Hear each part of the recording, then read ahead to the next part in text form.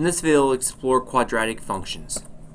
Now, a quadratic function is a function in which the x term is to the second power. And we have two different forms we often see this in. We have the standard form, which is f of x equals a, the quantity x minus h squared plus k. Or you may see it in this another form, which is ax squared plus bx plus c. Now, key parts that we need when we're talking about the quadratic function is the vertex, which will be the maximum or minimum depending on which graph or which way our graph opens, as well as the axis of symmetry, which is going to be a line that splits the graph in half. Now, either form that you have, you should be able to graph the function, state the vertex, the axis of symmetry, the domain, the range, and the x and y intercepts. Now, if you have the standard function, these key pieces are going to be very helpful in helping you understand how to put together your graph. The A, if it's positive, tells you that the graph will open upwards. Also, it will tell you the narrowness or wideness of your graph.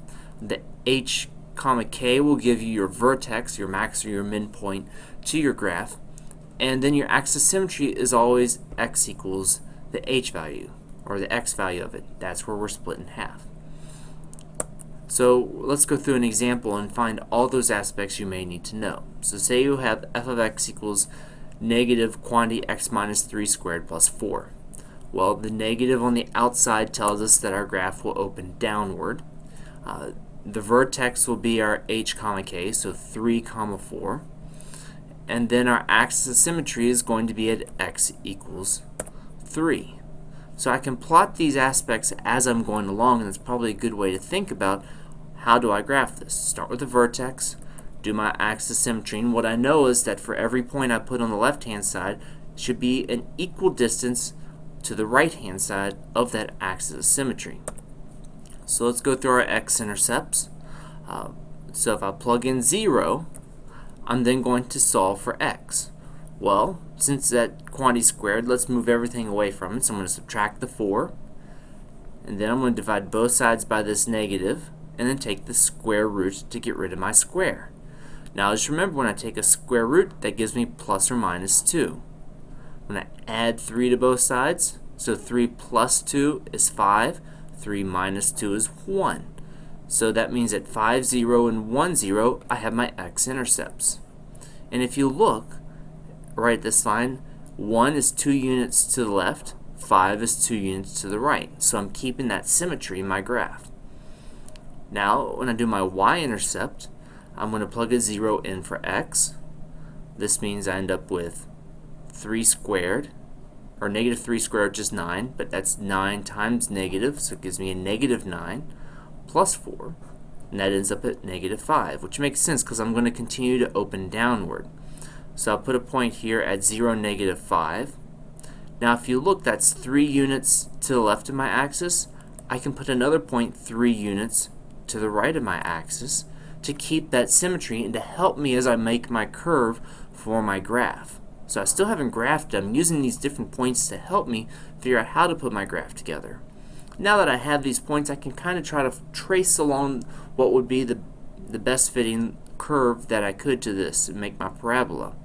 And if I look, here's that curve to it. It's got that nice curve, and both sides are identical on the left and the right. From here, I can determine my domain and my range. My domain with this is that if I look left to right, I will include all x values. So my domain is all the real numbers. My range is coming from my negative infinity all the way up to positive 4. So I could say it goes from negative infinity to 4 with a bracket, or I could say that use the y braces with the y such that y is less than or equal to 4. Either way is fine to explain the range. Now, if I have the other form, the ax squared plus bx plus c, you could turn it into the standard form using the completing the square method, but there's also other aspects I could use to find each of my pieces. For instance, my vertex is going to be negative b over 2a, kind of like the first part of the quadratic formula.